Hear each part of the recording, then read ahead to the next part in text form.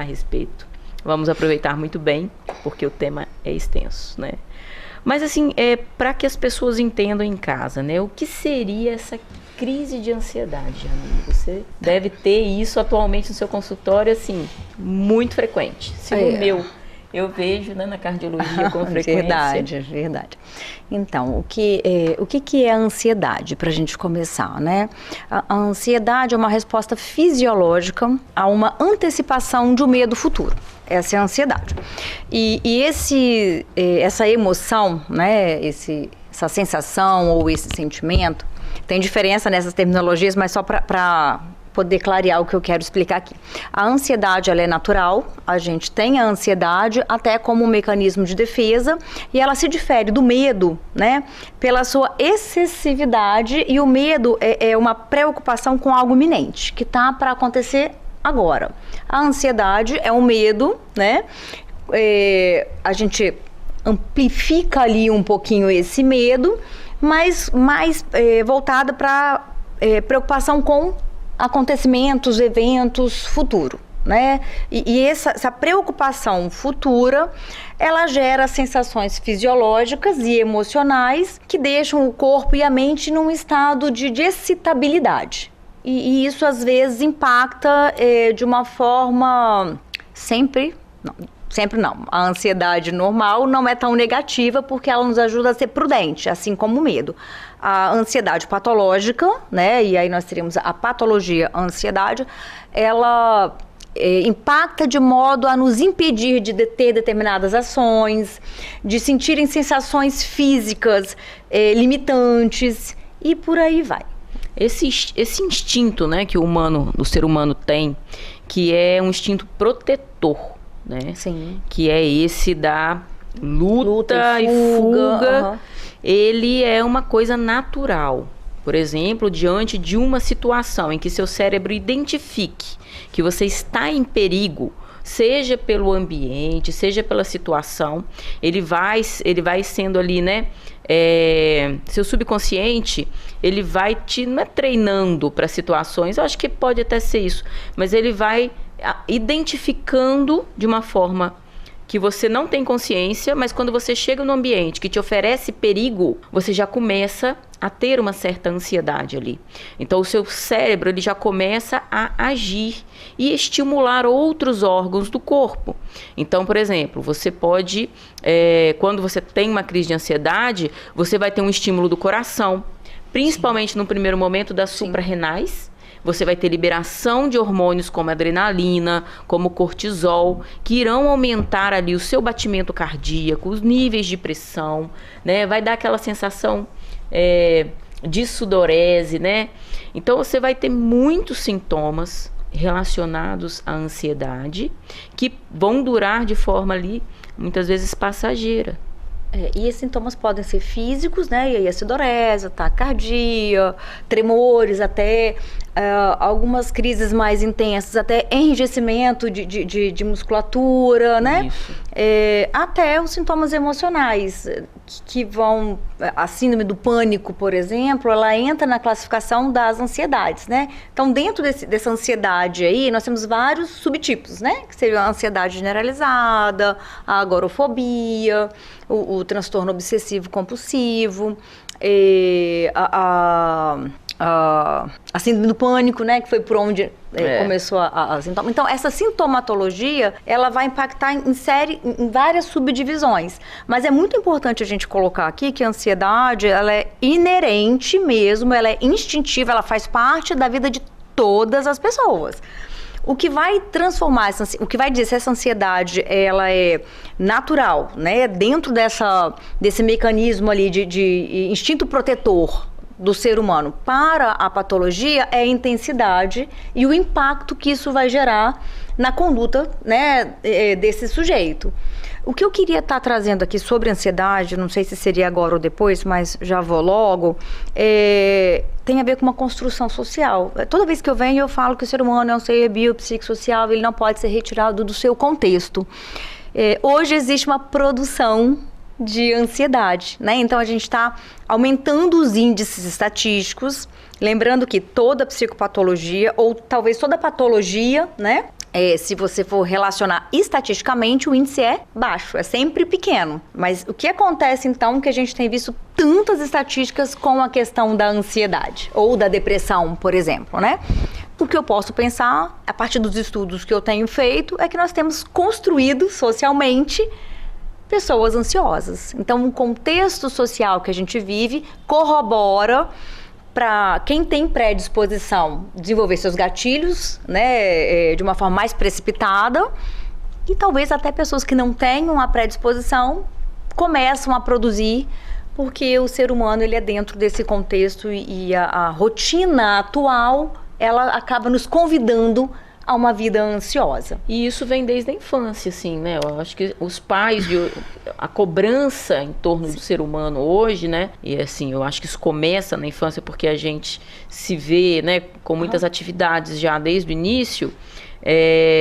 Seria talvez uma forma da gente alertar a esses pais, a super cobrança que existe. Excesso de expectativas, né? A gente tem uma expectativa hoje da perfeição, né? Falávamos aqui no intervalo sobre as harmonizações faciais, que nada contra, mas tudo o que é demais sobra, né? Uhum. Então, os excessos de preocupações com perfeição a nível físico, a nível de condutas escolares. Intelecto mesmo da criança, né? Às vezes você... Se você...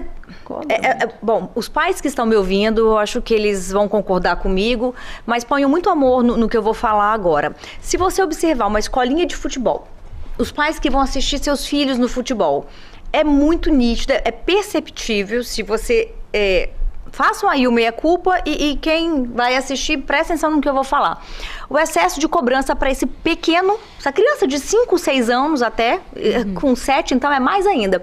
A cobrança desses pais para que eles deem o passe certo, para que eles façam gol, para que o time não perca.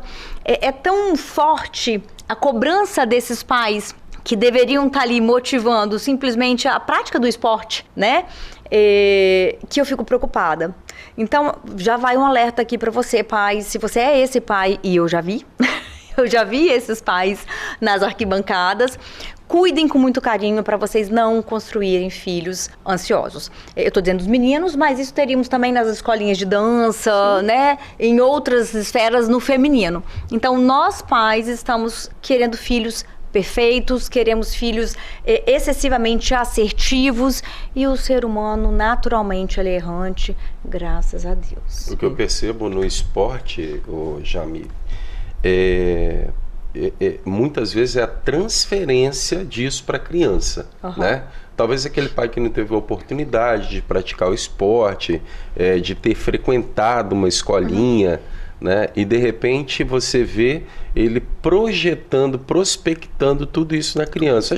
Acho que não sei se é um mecanismo natural, até que ponto, né? Até que ponto é natural. Exatamente. Eu vejo natural. É natural, Edu, a gente ter expectativas para os filhos até a página 5 ali, né? Depois, quando o livro começa, a gente precisa entender que essa criança é um sujeito. Então, veja um excesso de expectativas, né? Todo pai e mãe tem expectativa para os seus filhos. Eu acho que a questão de você ter expectativa, sobra, né? Jamile, é normal. Normal? Como você não vai ser, né? Você não consegue ficar inerte aquela situação daquele ser humano ali, você tenta orientar da melhor forma possível. Mas eu acho que está perdendo um pouco esse termômetro da orientação quando você procura essa perfeição que você está falando. Então, era justamente isso que eu estava tentando falar. Justamente isso, no sentido de o pai prospecta ali e de repente aí começa, ele está fazendo esporte, não, ele tem que ser melhor nisso, eu vou procurar um preparador físico para isso. Ok. Não, tá legal. Não, vamos para nutrição esportiva. Não, vamos na medicina. Vamos nisso, vamos naquilo. Não, vamos fazer crescer. Não tem que incentivar. E que motivar, com certeza. Motivar. Sim. Mas vendo que cria essa expectativa demasiada sobre o sujeito, sobre a criança. E essa pressão, vezes, né, eu vou chamar assim, ela realmente ela faz parte de uma produção dos gatilhos para a construção, né, da ansiedade. Então, assim, sim, contribui em muito para um adulto ansioso, para um jovem ansioso. E há de se pensar aqui que, falando de jovem, né, da infância para a juventude, né, a dependência química, muitas vezes, ela vem de um jovem ansioso. muitas vezes também a ansiedade substâncias psicoativas, são o gatilho para a ansiedade. Mas em muitos casos é um jovem ansioso que se aventura no uso das substâncias químicas, né? Sim. Então, uma preocupação maior, porque também hoje a gente tem um número maior de dependentes químicos. E acaba que essa questão que você falou, que você pontuou, do estímulo às atividades, porque assim, tudo é prática na vida, né, Eduardo? Uhum. Então, se você se você é uma criança já sedentária no início, né, das suas relações ali interpessoais, se você é uma criança que está sempre mais introvertida, claro que isso vai ter um impacto no futuro. Então, assim, a atividade física, e aí você vai me falar com propriedade, ela é um meio para essa interação interpessoal, não é isso? Sim. Entre as pessoas, eu acho que não é... Até do sujeito com sujeito também, né? A atividade física, ela traz esse autoconhecimento também, né? Autocontrole. Eu acho bacana, né, falando aí da infância, a construção de um autoconceito, né? Sim. Então, esse menino com atividade física, principalmente hoje, né, que ele tem um estímulo menor, né, do movimento, né, pela segurança, pelo risco, né, da violência. Então, a gente vê essa turma aí ficando mais em casa, dentro do condomínio, no apartamento. Os celulares estão aí, né, que acabam produzindo também esse mecanismo de ansiedade, as telas, né, de modo geral. Mas o que eu vejo assim, o que é bacana, como o exercício colabora para essa criança, é que essa criança com um maior grau de mobilidade, no sentido de destrezas, né, destreza física, ela melhora muito o seu conceito, né? Eu tenho exemplo quando eu trabalhava com algumas crianças que realmente eram complicadas e caíam muito, e se movimentavam, esbarravam em objetos. Enfim, então essa criança ou ia para o esporte e não aprendia, era aquele que ficava ali naquele cantinho, né? O último a ser convidado. E aí a gente tem que trabalhar mesmo, tentando desenvolver essa criança. E aí, à medida que ela ia se desenvolvendo, ela ia ganhando confiança, ia melhorando o conceito que ela tinha de si, né? Porque o conceito que ela estava criando naquele momento, que ela, sei lá, era ruim, né? Que não ia bem. E com isso melhorava a autoestima dessa criança, e de repente você via aquela criança que não queria participar da educação física, de repente participando ativamente da educação física, e você via esse momento de formação, esse momento de transformação. Na época que a educação física era obrigatório. Não é isso? Tipo assim, isso. Você tinha ali, né, a gente fazia a educação física, mas você sempre tinha ali a pessoa que era mais tímida. E é isso que você está falando, né? O conhecimento ali dos seus próprios movimentos, da sua capacidade física, dos seus limites, né? Naquela atividade ali tão simples que é a atividade física, né? Na escola, porque é um momento em que você se expõe, né? A sua fraqueza vai aparecer ali por causa de um jogo de handball, por causa de um jogo de vôlei, por causa de uma corrida. Então você às vezes consegue identificar muito bem uma criança que tem um pouco mais de dificuldade ali nesse momento. É importante ter esse olhar, né, que você está falando aí, o educador físico, o professor na escola, porque você vai conseguir identificar aquela criança que tem.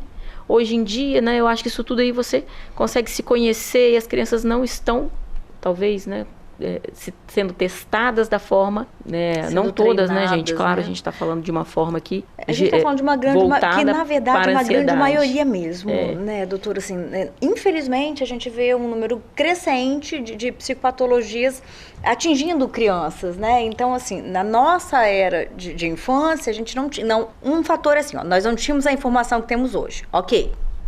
Tudo bem, mas também hoje nós temos uma crescente que é para além da questão da informação. Então, assim, tem uma produção social. Então, a gente vê um número crescente de psicopatologias que talvez seriam desencadeadas na vida adulta, ou numa fase ali dos 28 anos, acontecendo com 13, né? É muita informação. Um nível ansioso chegando, que né? Talvez chegaria lá na frente, já está acontecendo aqui com 5, 6. Então, esse excesso de estímulo, e aí eu queria contrapor falar de ansiedade e ociosidade, né? A criança hoje não pode mais ficar ociosa. E tem uma questão novamente social de que todo mundo tem que estar ativo o tempo inteiro. É uau, tem que fazer, tem que realizar, tem que acontecer, né? E a gente não acha espaço para o nada. A gente vai ter que achar um espaço para ociosidade o nada, terapêutica. aspas, porque o nada não é o nada, fisiológica. Né? Mas essa ociosidade, já se dizia sobre a ociosidade produtiva, a criança não fica sem fazer nada. Então, vamos para um restaurante, o que se faz? Tela. É verdade. Porque a criança não tem paciência de ficar ali batendo um papo com os pais, né? Então, nós adultos, não vamos falar de criança não, né? Sim. Vamos falar dos adultos. A gente também não consegue ficar sem fazer nada. Sem consumir uma informação por mais de meia hora, a verdade é essa. Né? Então, assim, isso é um grande fator de ansiedade. De ansiedade. A gente está consumindo de minuto em minuto. Quem aqui, quando tira férias, estou falando por mim, mas estou convidando todo mundo a refletir sobre. Quando eu tiro férias, meus primeiros 3 dias são um pouco angustiantes. Porque eu estou com tempo sobrando. Muito estímulo, E né, o que eu vou inteiro. fazer? Como é que vai ser? E será que tá certo? Aí eu falei, ei, Jamília, calma lá. São 2 férias. Aí você relaxa, passa a gostar das férias, né? E curte o teu ócio produtivo. Mas a gente tá com muita dificuldade de aceitar o ócio como algo positivo. E aqui eu não tô falando da preguiça, eu tô falando do ócio, que é o tempo do nada. É o tempo de assentar esse cérebro, essas sinapses, essas conexões. É o tempo da criatividade, às vezes. É o tempo da criatividade. Porque cada informação que a gente recebe, em qualquer âmbito, que seja o âmbito da menos importância dos Instagrams modistas, assim, né? Enfim, tem informações relevantes e tem informações que não são tão. Mas cada informação que a gente recebe, o nosso cérebro faz conexões. Ele faz associações, ele tem ali uma produção química se desenvolvendo, né? E ele não para mais de fazer conexões. Hoje em dia a gente não para mais, o cérebro não para, tá? Mas nós temos uma ativação mais intensa e um momento onde esse cérebro tem que estar menos ativado, que seria o descanso do cérebro, grosseiramente falando. Mas os cérebros não estão mais desligando nem na hora de dor? Não estão. Então a gente está tendo uma qualidade de sono muito ruim. O adulto, né, ele tem essa dificuldade em desligar. Você imagina a criança, né? Às vezes você se pega ali envolvido com a tela e quando você vê, você está ali há 40 minutos, 1 hora. Então, o assunto é longo, gente. É muito assunto. Eu falei, 60 minutos vai ser pouco. E os fatores que desencadeiam a ansiedade acabam sendo muito amplos também, né? Claro. E essa produção, foi o que eu comecei a minha fala aqui, é exatamente o cuidado que a gente tem que ter para não ficar produzindo essa ansiedade, né? Não fazer parte de uma produção social. Deixa a ansiedade para ser tratada naquela porcentagem que realmente existe, porque é predisposição, tem a ver com personalidade, ou um trauma ou outro de infância que também acontece. Mas a gente tem mais ansiosos do que deveria. Porque tem um contexto que está sendo muito favorável. Todo mundo tem alguma ansiedade, né? Muito bom. Bom, nós vamos terminar aqui o nosso primeiro bloco, tá bom? E já voltamos com mais o bate-papo das 6 e vamos falar exatamente sobre esses fatores que podem desencadear a ansiedade. Até daqui a pouco.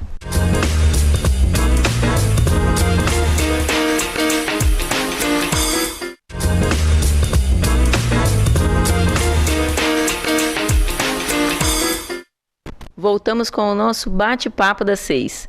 Hoje o tema é crise de ansiedade. Como identificar que eu tenho uma crise de ansiedade? Contamos aqui com a presença de Jamília Praticioli, psicóloga, que está aqui nos dando ótimos conselhos, e o nosso educador físico, Eduardo Salles, que também está aqui compartilhando suas experiências conosco.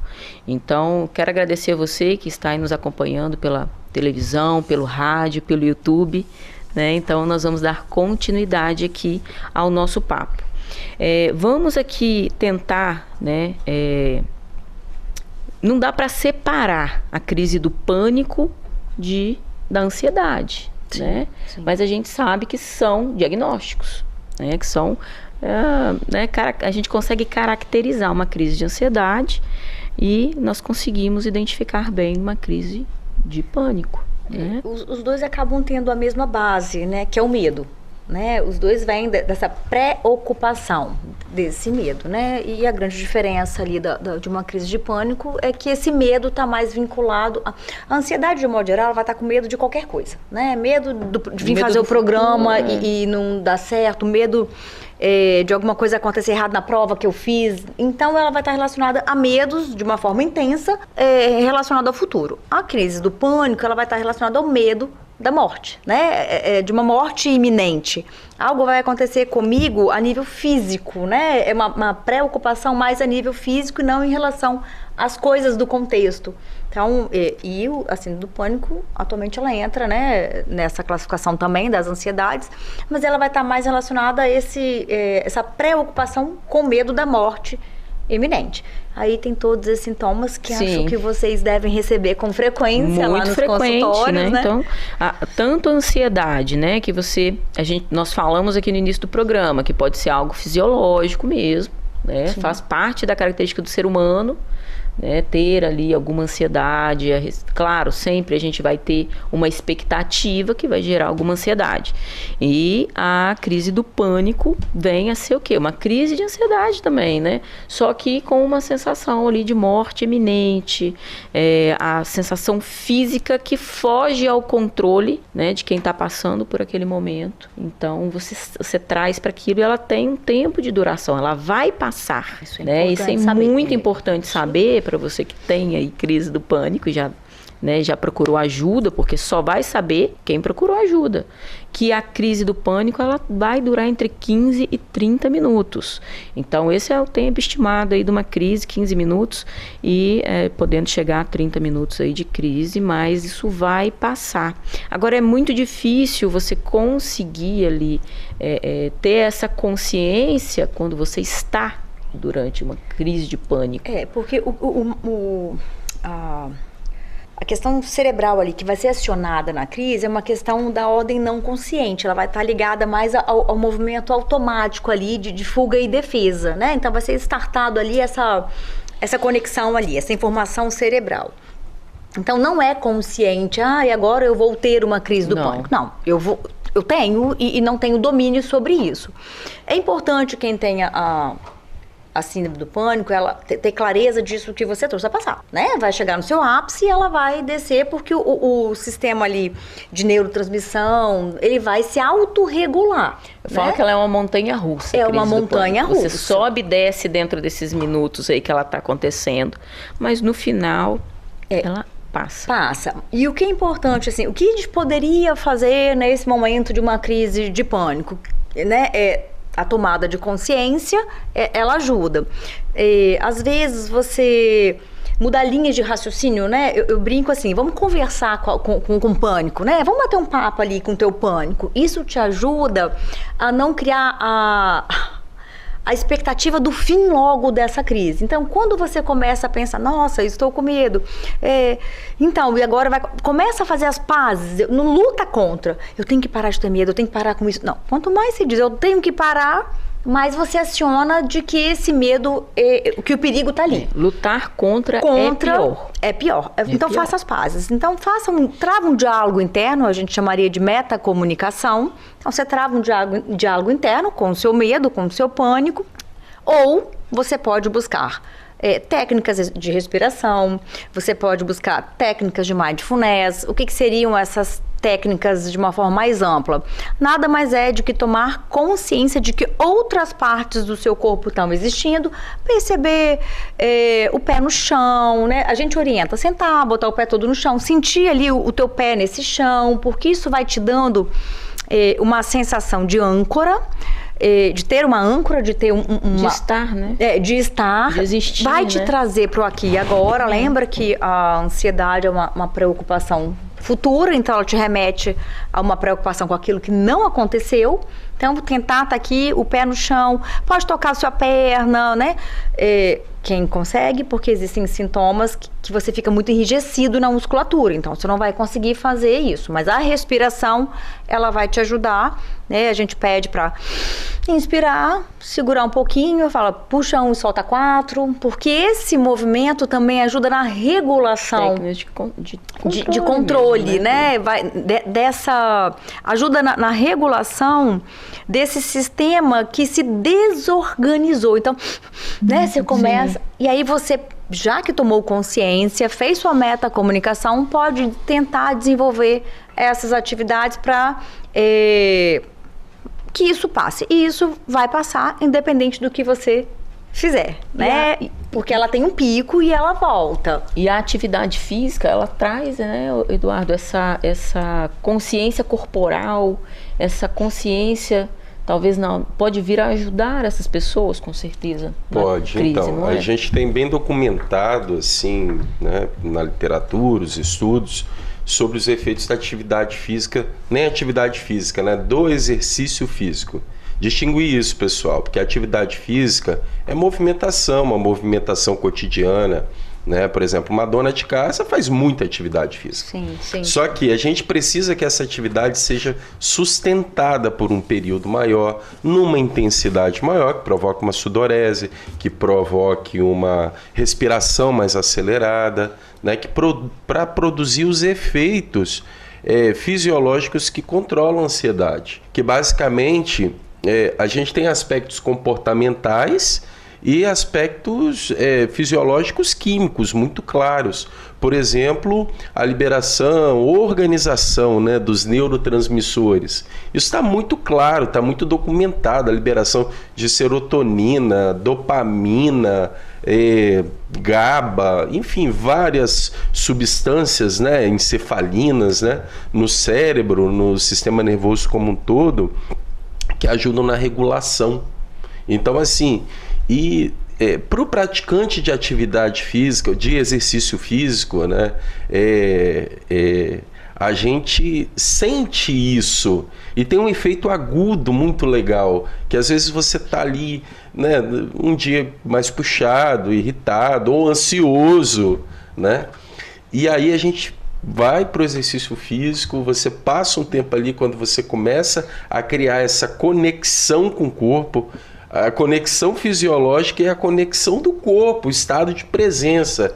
Então, de repente, esses sintomas, respiração ofegante, coração acelerado, sudorese, é como se isso fosse virando para o exercício, porque é a produção do exercício. Então, ou seja, você começa a trazer um comportamento, essa somatização que antes estava em repouso, para de repente para uma situação em que isso é mais do que natural.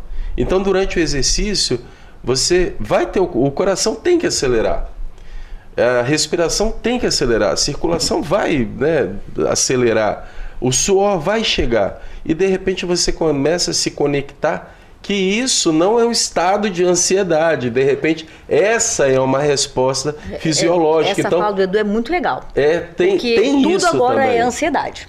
Né? Assim, tudo agora é uma ansiedade patológica. Lembrando que ansiedade todo mundo tem. E realmente, assim, quando você começa a perceber que nem todo sintoma que você tem é uma patologia, você não precipita uma patologia. É uma resposta fisiológica do seu organismo. Porque né? se eu tô assim, num estado mais de excitabilidade a nível de medo, e eu falo, nossa, eu estou ansiosa, liberei toda a conexão que eu preciso para ficar ansiosa. E aí, quando eu vou para uma atividade, um exercício físico, né? E aí eu começo a perceber essas sensações corporais de uma forma saudável, num ambiente saudável, eu tenho o reconhecimento. E cérebro, ele vai muito de memória, ele vai de associações, né? Ele tem ali todos os seus arquivinhos, né? E você vai para uma situação, tá? Eu já conheço essa sensação.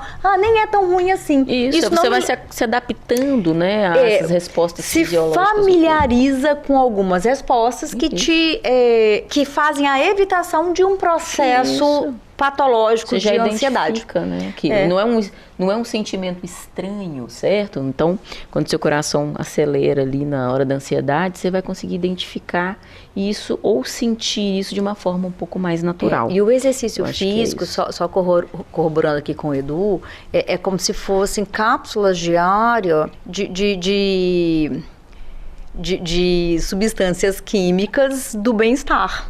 Né? Porque você se exercita, você libera ali no seu cérebro essas substâncias de bem-estar, você vai se sentindo bem e você vai se acostumando com estar bem. Com certeza. O que tem muito a ver com essa pergunta que nós recebemos aqui, ó. Eu não consigo dormir direito. Não consigo perder peso. Isso tem a ver com ansiedade? Bom, até a frase dela já tem, né? Quando ela diz não, quem sou eu para dizer que consegue? Vamos começar por aí, né? Né? Às vezes eu passo tarefa de casa no consultório e eu falo, olha, você precisa, a tarefa é essa. Aí a pessoa fala assim, eu vou tentar. Eu falei, pronto, já estragou minha tarefa. Quem tenta não consegue, né? Então assim, não é tentar, eu vou fazer. E o que ela está fazendo, ou ele, não sei quem, para se proporcionar uma boa qualidade de sono. Sim, tem a ver com ansiedade, né? A ansiedade, dos sintomas é insônia. Ela afeta a qualidade do sono, e o contrário também é verdadeiro. Se você tem tido, às vezes, noites mal dormidas por excesso de trabalho, enfim, qualquer outra situação, também pode desencadear um processo ansioso que vai atrapalhar teu sono e virou um ciclo vicioso negativo. Então, sim, noites mal dormidas podem ser sintomas de ansiedade, sim. E ela fala sobre a questão do peso, né? Do peso. Tem uma relação direta, né? Você não dorme bem, você acaba tendo uma secreção diferenciada de hormônios.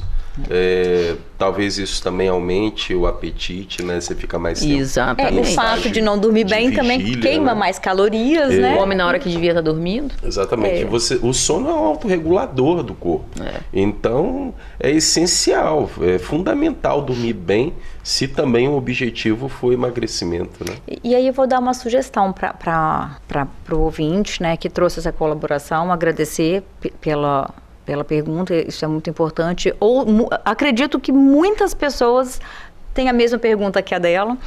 E a ideia seria exatamente mapear, né? Mapeia aí a tua rotina, como é que está a sua higiene do sono. Antes de dormir, que bem-estar você está se propondo, como é que você está informando o teu cérebro que é a hora do descanso. Mais falado do que isso já foi, mas a tela na hora de dormir, principalmente a do celular. Às vezes você deixa ela acender ali, ó. Você tá ali deitado dormindo já. E o seu celular tá ali do lado da sua cama carregando, acende. Vira esse celular, põe esse celular num outro lugar. Onde ali, você não tem acesso, não veja, né? Mas a maioria das pessoas, se eu estiver mentindo, me corrijam, ficam na internet, estimulando. Até a hora de dormir, né? Nossa, agora já são meia-noite, agora eu vou desligar e vou dormir. Aí você desligou o celular, o seu cansaço, tá? Mas a sua fisiologia para um bom sono não tá. Porque até ele desligar vai demorar. Então, até o cérebro entender, agora vou dormir, já passou mais uns 40 minutos, você foi dormir 1h da manhã.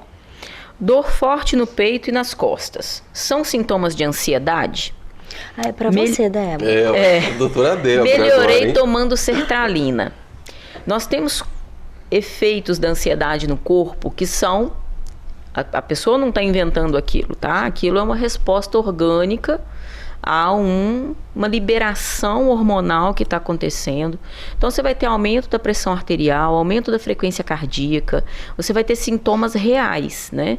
Então, assim, olha, ansiedade, ela vai gerar sintomas que você vai julgar que aquilo é real, sim.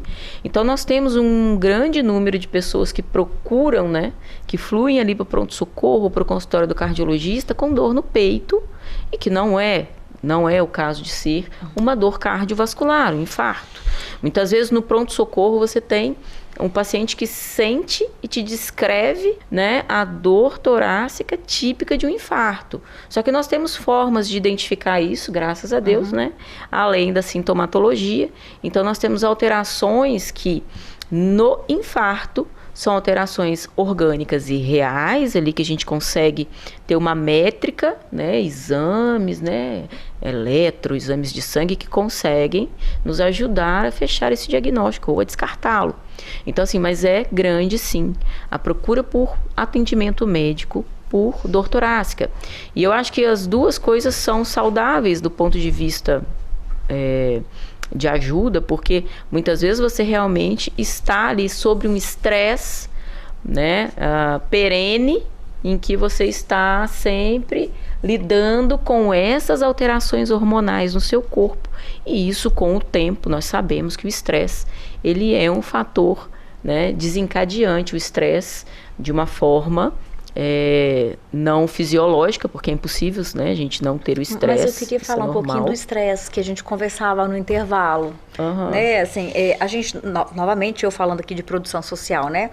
A gente vive numa era onde ninguém pode ficar estressado, onde a gente não consegue lidar com frustrações, né? Uma série de mitos foram criados, né? E o estresse também é inerente à condição humana, né? O estresse faz parte, né? O que fica disfuncional é aquilo que passa do necessário para nossa sobrevivência, para nossa proteção, né? E, nós temos ali uma ansiedade, um medo, a tristeza é excelente, e eu nunca me esqueço daquele filminho do Divertidamente, quem salva a Hayley é a tristeza e não a felicidade. Eu acho fantástico, esse filme foi brilhante, para entender assim, todos os sentimentos, todas as emoções, elas são necessárias e importantes. Sim. Então a gente pegar o estresse e falar, nossa, a gente não pode mais ficar estressado, vamos jogar fora, sei lá, talvez havia uma apatia, né? Todo mundo hoje vive a ilusão de que deve-se viver sem o estresse. Não é bem assim, né? O que eu falo aqui a respeito aqui da nossa resposta para você, tá? Que mandou aqui o questionamento, é que esse estresse que a gente convive no dia a dia, que é o estresse de tô atrasado, aquela coisa natural, isso aí é normal. Agora, o estresse perene, né? O estresse em que você sente frequentemente todas essas sensações que nós falamos desde o início do programa, né? Taquicardia excessiva, oscilação pressórica, liberação de todos esses hormônios, eles com o tempo irão sim gerar doenças orgânicas reais, como por exemplo as doenças cardiovasculares. Então, nem sempre a dor no peito e nas costas podem ser de uma doença cardiovascular, mas é importante que a gente descarte este diagnóstico, porque este diagnóstico apresenta índices de fatalidade que a ansiedade, a crise do pânico não vão apresentar, né, agudamente. Isso é importante, tá bem? Né, doutora? Assim, não é fatal as crises, mas o coração precisa descartar. Mas é importante, assim, a gente está aqui falando de sintomas, de como evitar talvez as ansiedades excessivas, mas sempre que você tem um sintoma fisiológico, é importante fazer um diagnóstico diferencial. Assim, com certeza. Não leve... Olha... isso não é nada, isso vai passar. Não é para levar o pé da letra assim, né? A gente tem muito o que dizer, mas nós vamos fazer um break aqui e voltamos logo mais.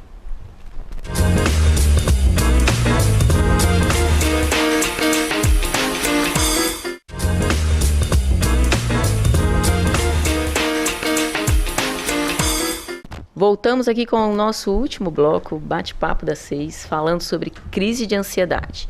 Bom, nós vamos tentar aqui falar um pouco para vocês agora, resumir aqui, a respeito da atividade física, Eduardo, e exatamente esses gatilhos de ansiedade, a propensão que um sedentário tem para desenvolver a ansiedade. O que você tem para falar para eles a respeito? Não, tem estudo mostrando que tem redução de níveis de ansiedade em pessoas mais ativas. Isso já está bem claro. Eu acho bacana destacar rapidamente, né? O exercício tem um papel aí na regulação de várias dessas substâncias que estão no cérebro, né? Que ajudam no controle da ansiedade aí. É um medicamento, é como se fosse um medicamento que você pode tomar diariamente e sem contraindicações. É a ativação da farmácia interna, né? Exatamente, ativação da farmácia interna. Só que para isso acontecer, eu destaco que é importante os parâmetros para a execução do exercício. Então a gente tem que falar em frequência, preferencialmente diária. Hoje na Organização Mundial de Saúde já tá claro, são 300 minutos de exercício físico por semana. Isso daí, gente, é para baixa intensidade, mas baixa intensidade também não produz muito efeito. Então vamos falar em frequência para uma pessoa que tem ansiedade todos os dias. Não pode fazer todos os dias, faça o máximo que você puder. A gente vai falar de duração, né? A duração 60 minutos, você falando 300 minutos por semana. A gente tem estudo mostrando que a partir de 15 minutos numa intensidade maior também tem o mesmo efeito. E quem faz exercício físico sabe, fica 15 minutos ali na esteira tentando dar uma corridinha, se não vai baixar esse estado de ansiedade. Então na prática a gente também sabe disso, ou seja, se conseguir fazer meia hora, excelente. Se for uma hora, melhor ainda, né? A frequência semanal, então a gente falou, a duração, intensidade. Fala de uma maneira simples. Tem que produzir uma respiração mais acelerada. Tem que sentir que o coração está acelerando. Eu fico preocupado com o pessoal que vai para caminhada, né? Que é a queridinha de todo mundo. Bacana a caminhada, só que tem que ser uma caminhada que você fica ofegante. Com um nível de intensidade, isso né? aí, que você está sentindo a perna queimando um pouquinho. Se for aquela caminhada, tipo, passeando com o cachorro, passeando no shopping, isso é atividade física. É bacana? Passear com o cachorro reduz a ansiedade? Sim, mas por um outro viés, pelo relaxamento. Pelo relaxamento. E uma atividade que te dê prazer em fazer, sim, né? Isso é bacana. Porque o passear com o cachorro dá o prazer para a pessoa de fazer aquilo. Então que você procure atividades, né, Eduardo? Que faça exercícios físicos também, aprendi hoje. Isso, exercício não físico. É atividade física, são exercícios físicos, né? E nós temos, né, a atividade física, técnicas, né, de terapias comportamentais e tudo, são coisas que vêm a complementar aí, né? Nós estamos chegando aqui no fim do programa, mas eu queria que você falasse para nós, terapia comportamental, o que é isso? Hoje, o que a gente tem de mais eficaz, né, para o tratamento da ansiedade são as TCCs, né? A terapia cognitivo-comportamental, mais interessante é as terapias de terceira onda, que é psicologia positiva e uma série de outras que não vem ao caso. Técnicas, né? E isso vai trazer técnicas mais objetivas, né? O que a TCC vai fazer? Como é que essa teoria, como é que essa metodologia de tratamento ela funciona? Ela vai trazer para o cognitivo o que está no emocional. Então, você pega o seu emocional, transforma em racional, cria um processo de ação, traz para o comportamento para que este comportamento produza sensação. Então, o processo de mudança psíquica... De comportamento mesmo, né? Mas ele só vai acontecer quando o corpo sentir. Sim. Então, as emoções, elas se estabelecem no corpo, né? E não isso aí é muito do comportamento do indivíduo. Então, isso não tem a ver com medicamento, gente. Que é o que a gente já procura logo a pílula para resolver tudo. Né? Então, assim, nós temos que ter a consciência de que existe vida também além das medicações. O medicamento é o imediatismo, então, né? E em muitos casos são necessários, exatamente. Né? Mas o tratamento psicoterápico, ele é importantíssimo. Ele é fundamental. E a gente não conseguiu falar dos gatilhos, né? Que seriam muito importantes. Mas assim, com 5 segundinhos, 5 não, 10 eu vou tentar falar só da importância de fazer esse contato, de perceber os gatilhos, né? Numa crise, começa a mapear o que é de ponto comum. Porque normalmente os gatilhos, eles não são da ordem da consciência, mas tem um fator ali por trás, um desafio emocional por trás. Então, se você começa a mapear como é que estava esse contexto quando eu tive a crise, você vai achar um pedacinho que é em comum com outra crise, perceber o gatilho. E a terapia vai te ajudar a trabalhar nesses gatilhos. É importantíssimo a gente se conhecer, né? E é importantíssimo procurar autoconhecimento para que você seja orientado, né, a fazer as terapias comportamentais. E daí essa parceria toda aqui, né? Porque o ser humano, eu sempre digo também, a gente separa a mente e o corpo para estudar, gente. Mas assim, essa mente, ela tá nesse corpo que precisa ter esse conhecimento dessa estrutura corporal e de como funciona o seu emocional. Então, para falar de ansiedade, eu não pensei em parceria melhor. Assim, a gente tem aqui tudo que se precisa ser trabalhado, né? O orgânico, o fisiológico, o emocional, o que vem da mente, e o físico para você conseguir fazer uma construção, né? Essa autoimagem, esse autoconhecimento, e daí criar ações práticas para combater essa ansiedade, que pode ser de predisposição genética, né? Mas muitas estão sendo criadas a partir de um contexto social. Essa que me deixa um pouco angustiada, porque não deveria existir. Foi ótimo, foi muito bom. Eu queria agradecer imensamente a presença de vocês, né? Eduardo, muito obrigado mais uma vez, a gente está aqui junto, né? Obrigada pela presença. Jamile, foi maravilhoso, é muita coisa para falar. É muita né? coisa. A gente tem muito a dizer sobre esse tema. E eu quero agradecer a você que está aí nos assistindo, né? No YouTube, na rádio e na televisão. Na nossa TV Sim. Obrigada aos nossos patrocinadores, Unicor, né? Obrigado ao Linhares Medical Center também, Uniscan. Então estamos todos aqui, Pagoto, realizando esse programa. Muito obrigada e boa noite, até uma próxima oportunidade.